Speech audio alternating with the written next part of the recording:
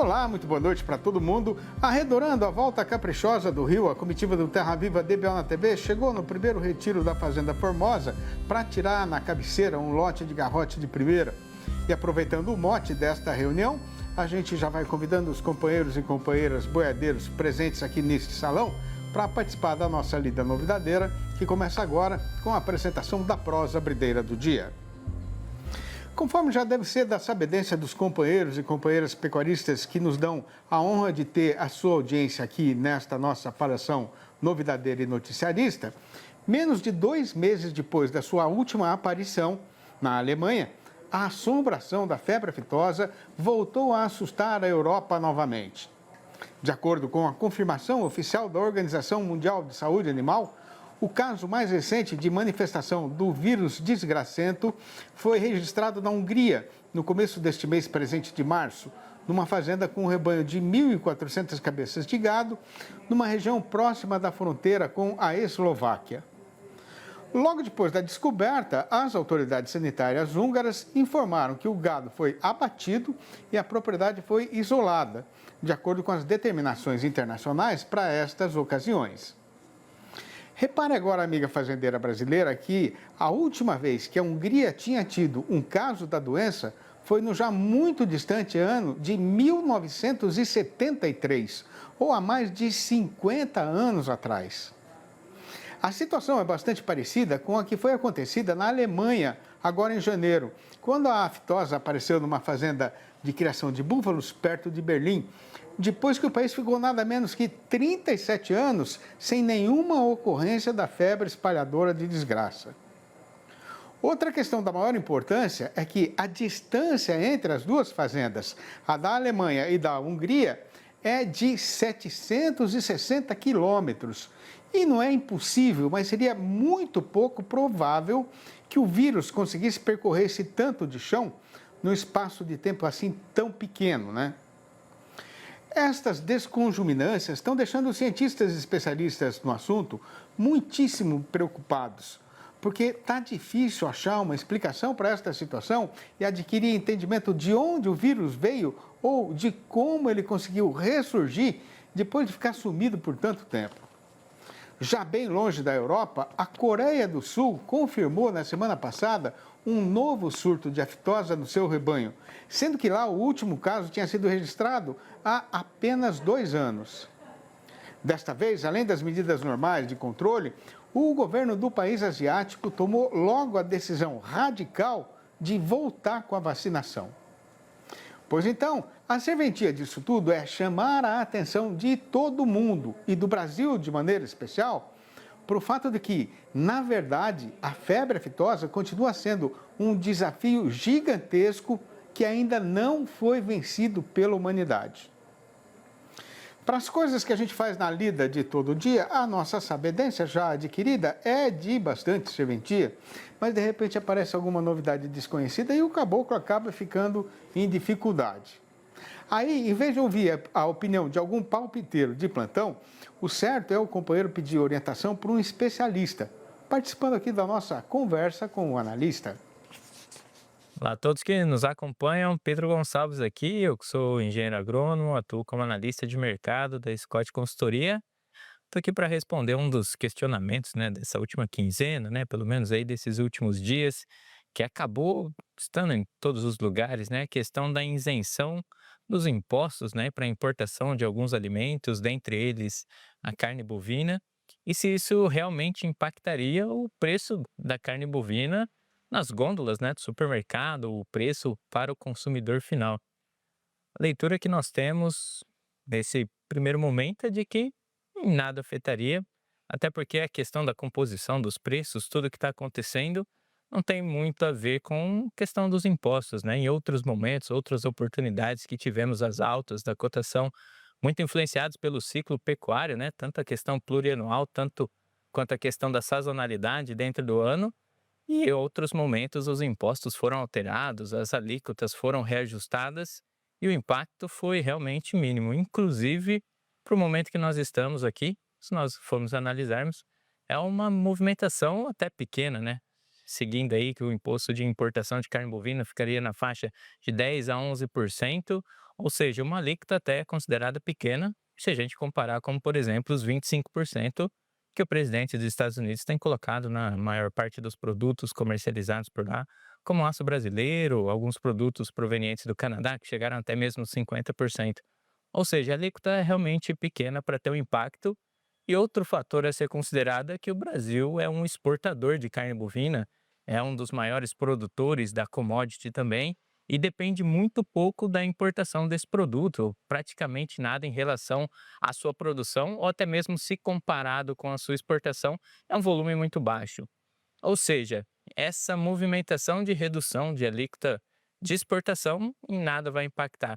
Por mais que em algum momento, ao longo desses próximos dias, nós devemos ter uma carne bovina um pouco mais barata chegando às gôndolas do mercado, mas impactadas principalmente pela questão da oferta e demanda que nós temos no nosso país. É um momento, inclusive, dentro da sazonalidade, em que a oferta vem um pouco mais robusta, principalmente a participação de fêmeas ainda bastante alta, e com esse consumo bastante impactada, a necessidade de compra dos frigoríficos é menor, o que leva uma cotação da arroba do boi gordo mais pressionada para baixo e leva a produção da carne final, leva o preço final ao consumidor mais baixo. Ou seja, o impacto agora, esse movimento que nós estamos aí com a carne vindo um pouco mais barata, deve chegar ao mercado um pouco mais barato para esse próximo momento, nada tem a ver com as zerar as alíquotas de importação de carne bovina. Bom, pessoal, o que eu tinha para trazer hoje era isso. Mais uma vez, muito obrigado, um forte abraço a todos, até a próxima. E agora a gente tem um recado especial da Regina Dourado, diretamente para você. Confira. Como anda a sua saúde? Marcou consultas e está esperando há semanas por um retorno? Além de toda essa demora, você ainda enfrenta o trânsito e deslocamento? E se a sua saúde pudesse estar na palma da sua mão sem sair de casa? Com o E-Saúde Assist, você tem acesso a especialidades médicas, a escolher mais médicos de plantão 24 horas por dia, onde quer que você esteja. E tudo isso a partir de R$ 29,90 ao mês, sem pagar consulta adicional. É só acessar nossa plataforma, escolher a especialidade, agendar a melhor data e horário. Pronto, atendimento médico marcado, sem perder tempo com deslocamento. Aproveite toda a conveniência de um plano de assistência completo para você e sua família, com telemedicina e teleconsulta de qualidade. E-Saúde Assist, sua saúde é prioridade e agora cabe no seu bolso. E a comitiva faz aqui um intervalo ligeiro e volta já. Aguarde. Impresso ou digital? Se você quer o melhor conteúdo para a pecuária, fique com os dois. Tenha sempre seus exemplares da DBO à disposição, no escritório, na caminhonete ou ao alcance de seus colaboradores na fazenda. DBO é fonte de conhecimento, reportagens de campo, matérias, artigos e análises de mercado. Entre lá na nossa loja no portal DBO e faça sua assinatura impressa e digital ou só digital. O companheiro pecuarista brasileiro nem precisa ser doutor especialista para ter a perfeita sabedência de que a produção de gases de efeito estufa pelo gado é resultado do processo natural de digestão no organismo do animal, né? Aí, matutando a respeito dessa questão, já faz algum tempo que os cientistas chegaram à conclusão de que uma parte da solução pode ser criar bois e vacas que tenham maior eficiência alimentar, ou seja, que comem menos do que os outros da mesma boiada, mas se desenvolvem e produzem mais em condições iguais. Pois então, a ferramenta que a ciência pôs na mão do fazendeiro para avançar nesse trieiro é a seleção e o melhoramento genético. E para adquirir melhor entendimento a respeito de como é que isso está sendo feito, a gente convidou para a nossa entrevista do dia o Dr. José Bento Sterman Ferraz, médico veterinário e professor da Faculdade de Zootecnia e Engenharia de Alimentos da USP, a Universidade de São Paulo, que vai prosear com os companheiros e companheiras boiadeiros do Brasil inteiro, falando ao vivo por vias internéticas, aqui mesmo da capital paulista. Boa noite, doutor Zé Bento. É uma grande honra e uma distinção para a gente receber sua visita virtual aqui no nosso arranchamento eletrônico. Muito obrigado pela presença e seja muito bem-vindo. Boa noite, meus caros telespectadores. Boa noite, meu amigo. Para mim é um prazer tentar trazer para o pecuarista informações verdadeiras para evitar confusões a respeito de uma época de tanta fake news que existe por aí. Pois O é. que você falou é verdade. Selecionar animais mais eficientes é uma maneira interessante para a gente evitar um maior acúmulo de gases do efeito estufa. No entanto, tem uma coisa muito importante para esclarecer. Realmente os ruminantes, os mamíferos em geral, e até muitas plantas emitem metano, que é um gás natural da fermentação do trato digestivo, e no caso das plantas, da fermentação do ambiente que as plantas crescem. Acontece que o metano é um gás que tem uma vida útil na atmosfera de 12 anos. O CO2, dióxido de carbono, que é um gás muito importante para as plantas poderem produzir, ele também é importantíssimo, um gás de efeito estufa, porque ele faz uma capa de... Deixa eu desligar um negócio. Uma capa de... que segura o calor que o Sol manda para a gente em torno da Terra. Acontece que o gás carbônico tem uma vida útil de 1000 anos, quase 100 vezes a vida útil do metano. Do total de gases de efeito estufa, aí é uma verdade que nós precisamos entender, apenas menos de 4% é devido aos ruminantes do planeta inteiro. Enquanto o uso de combustíveis fósseis, como gás, carvão e petróleo, responde por cerca de 50% ou mais por cento. E até o uso de computadores, que consomem muita energia e cada vez estão mais comuns na nossa vida, é uma fonte importante de gases de efeito estufa, porque usam energia e essa energia é produzida com combustíveis fósseis. Então, para mim, a grande coisa que nós temos a oferecer, além da seleção de animais selecionados, da seleção de animais mais eficientes, é selecionar para animais que crescem mais rápido e a gente envia para o frigorífico mais cedo. Então, o boi China, que chegou há uns 5, 6 anos aqui no Brasil, causou uma violenta diminuição da idade média de abate. Só isso é uma contribuição fantástica para diminuir os gases de efeito estufa. Esse é um exemplo extremamente importante, né? Agora, Bento, por que é que alguns animais produzem mais e se desenvolvem mais depressa, mesmo comendo a mesma quantidade de comida que os outros? A ciência já tem uma resposta para isso? Tem, é muito fácil. Os animais são adaptados ao seu ambiente. Além disso, eles são geneticamente muito diferentes. Nós dois somos diferentes um do outro. O nosso amigo pecuarista, nós somos gente do mesmo jeito, né?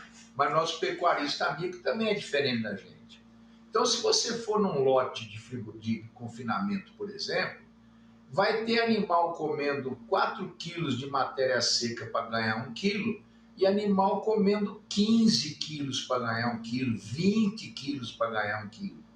Isso chama-se eficiência. Isso é devido à genética, é devido ao estado sanitário do animal e é devido à adaptação do animal àquele ambiente. Então, selecionar animais geneticamente mais eficientes não significa que eles vão ser eficientes dependendo do ambiente. Um animal espetacular para confinamento no Mato Grosso pode não ser o mesmo tão bem sucedido no Goiás mais seco, pode ser muito mal sucedido no ambiente mais fresco, pode ser muito mal sucedido ou até melhor num ambiente diferente, como o Pantanal ou algo parecido. Então, as coisas não são simples, é um conjunto que envolve a genética, envolve a qualidade do animal e a saúde do animal, além do ambiente que a gente muitas vezes não considera. Bento, como é que o pecuarista faz para achar esses animais que são mais eficientes no rebanho dele ou no comércio boiadeiro em geral? Aí sim, aí você tocou num ponto absolutamente essencial. O pecuarista tem que ser competente, tem que ser um empresário da pecuária. ele tem que, em primeiro lugar, definir qual é o objetivo dele, o que ele quer da vida. Quem é o produto dele, quem é o ambiente dele, quem é a condição de trabalho dele, a mão de obra, o nível cultural dos seus funcionários, até mesmo dele mesmo. E o pecuarista tem um problema muito sério, ele cai na conversa, né? Eu brinco muito que o pecuarista tem uma doença chamada fertilidade auditiva. Ele emprenha pelo ouvido, né? Então alguém vai lá e fala, isso aqui é o top 01 do que eu tenho para oferecer. Ele vai lá e compra, mas top 01 para quê? É para a condição dele? Então o pecuarista tem que, antes de mais nada, se informar. Informação é o ouro do momento. Por isso que eu gosto muito de programas como o seu, que trazem informação. Agora, diz o pessoal que eu sou um grande chutador de balde, e sou mesmo, tá? E sou e gosto de ser. Porque quando eu chuto balde, as pessoas ficam um pouco mais espertas. E então o pecuarista tem que saber onde ele está para escolher o material adequado para ele. Isso é, digamos assim, a chave do sucesso da pecuária. Conhecimento, saber se cercar de gente boa. Quando a gente não sabe, a gente pergunta, e criar da forma adequada para o seu objetivo. Zé Bento, tenho mais umas 20 perguntas para fazer para você. Você sabe que o nosso tempo aqui é curtinho, né? Esse assunto de genética, de seleção genética, é apaixonante, simplesmente, e é o futuro da pecuária nacional, sem dúvida, da pecuária mundial também, né? Mas eu queria agradecer demais a sua participação. Vamos conversar mais, porque esse assunto dá muito pano para manga e é extremamente importante. Obrigado pela sua participação, Zé Bento. Grande abraço para você, até a próxima.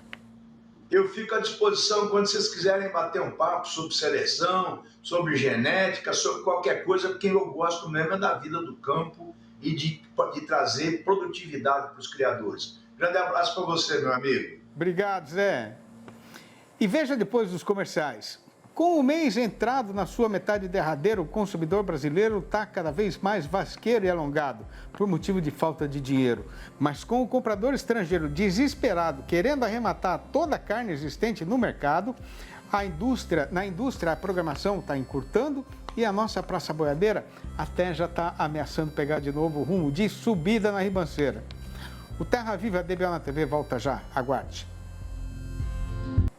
Na concertação da oferta com a demanda é que anda o comércio boiadeiro. E para ter compensação na negociação do gado, o companheiro não deve prestar atenção só na falação do mercado. E para não deixar ninguém ser engambelado nessa hora, o Terra Viva DBO na TV apresenta agora o noticiário e o comentário a respeito do boi gordo e do porquê da variação da sua cotação.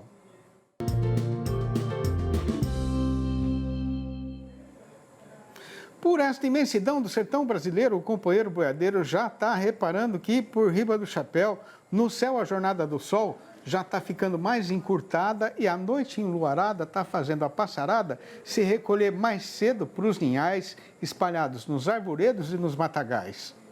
E com esses sinais, a natureza está avisando todo mundo, homens e animais, que agora demora só mais uns dias e poucas horas para o fim do verão. E nem seria carecido, mas a gente aproveita para fazer a recordação de que a virada da estação é um período de mudanças extraordinárias no mercado da pecuária, né? O que tem para ser contado é que, bem antes do que seria o normal e o esperado, nesta terça-feira, a nossa Praça Boiadeira até já ameaçou fazer o devorteio e pegar de novo o rumo de subida na ribanceira. Mas o caso continua sendo de se segurar na cadeira, porque a gente ainda vai ter de vencer um pedacinho de chão antes de o carretão mudar de rumo no estradão. O que aconteceu foi que, conforme é do conhecimento geral, a situação atual é de fartura na oferta de vacas, por conta do descarte das fêmeas que não pegaram cria na última estação de monta. Mas a questão é que, principalmente por causa do forte crescimento da exportação, o dono do frigorífico está precisando de macho para abater. Mas o comprador de gado, que é seu empregado, não está conseguindo atender à precisão do seu patrão, porque o fazendeiro não está mais aceitando vender por qualquer dinheiro trocado. O resultado foi que, nas principais regiões de comercialização de animais do país, a programação média da indústria teve um pequeno encurtamento e a cotação deste tipo de mercadoria já apresentou uma ligeira reação. Juntando as duas coisas e completando a informação, de acordo com a SECEX, a Secretaria de Comércio Exterior do Ministério do Desenvolvimento, nas 2 primeiras semanas do mês presente, os embarques de carne in natura somaram 117.400 toneladas, com média diária de 14.600 toneladas, o que representou um crescimento de 76,6% em relação ao período correspondente do ano passado. Já o dinheiro arrecadado chegou a 572 milhões de dólares, com um espantoso aumento de 89,9% na mesma comparação. Pois então, misturando e deixando decantar para ver o que é que vai dar, fique já a companheira fazendeira informada de que, no balanço do dia da Scott Consultoria, foram registradas mudanças nas cotações em 8 das 32 regiões consultadas em todo o Brasil e, desta vez, em todas essas praças consideradas, a arroba subiu. A lista das arribadas foi liderada por Redenção do Pará, onde a alta foi geral, com o boi indo para R$ 285 e a vaca para R$ 260 a prazo e ainda para descontar o fundo rural. Em Paragominas, a fêmea melhorou para R$ 270. Aumentou tudo também no sudoeste de Mato Grosso, onde o boi foi para R$ 297 e a vaca para R$ 277. Em Campo Grande, no estado de Mato Grosso do Sul, a fêmea pulou para R$ 273. Em Três Lagoas, o macho avançou para R$ 292. Em Belo Horizonte, a capital das Minas Gerais, a vaca está saindo agora por R$ 257. No Triângulo Mineiro, o boi foi promovido para R$ 280. E no sudeste da Rondônia, a vaca despiorou para a miséria de R$ 240. Fazia poucos dias que eu tinha sido ajustado na comitiva e o que eu queria e achava que merecia era ser o ponteiro, para ir na frente e ser o guia de gado e gente. Pois o nosso patrão, seu Antônio Amado, que dos boiadeiros da região era o mais afamado, me mandou para Culatra-Manca, para pajear animal dificultoso, e eu fiquei revoltoso por me sentir diminuído. Mas logo vi que isso faz muito sentido, porque tão importante quanto abrir o caminho é seguir adiante sem deixar ninguém ficar para trás. Conforme a gente tem falado aqui de assim e outro também, estas trovinhas que cantam a beleza que sobeja na vida e na nossa lida sertaneja foram escritas pela minha própria mão mesmo e a sua serventia de fazer a louvação em forma de poesia da verdadeira cultura brasileira, pura e sem interferência nem influência das modas estrangeiras. E para deixar todas elas à disposição dos amigos e amigas que, morando na roça ou não, têm também esta mesma referência e a mesma admiração, a gente foi ajuntando e publicando tudo nos 4 livros da minha série Versinhos de Caipira, que já foram lidos e elogiados por milhares de companheiros e companheiras boiadeiros ou não do Brasil inteiro. Se por acaso alguém quiser saber como fazer para comprar um exemplar ou logo a coleção inteira, pode ligar para o meu telefone particular, que é o 11 98 224 1807. Eu vou repetir, 11 98 224 1807. Ou mandar um e-mail para sidneymastico@uol.com.br ou ainda achar meu nome lá no Facebook. E com a recitação deste verso de rima pobre, mas de propósito nobre, a gente anuncia a nossa despedida do povo desta freguesia, deixando feita a promessa de voltar com Terra Viva DBO na TV amanhã às 6h30 e às 10h30 da manhã e ainda às 7h25 da noite. Um abraço para todo mundo e até lá então.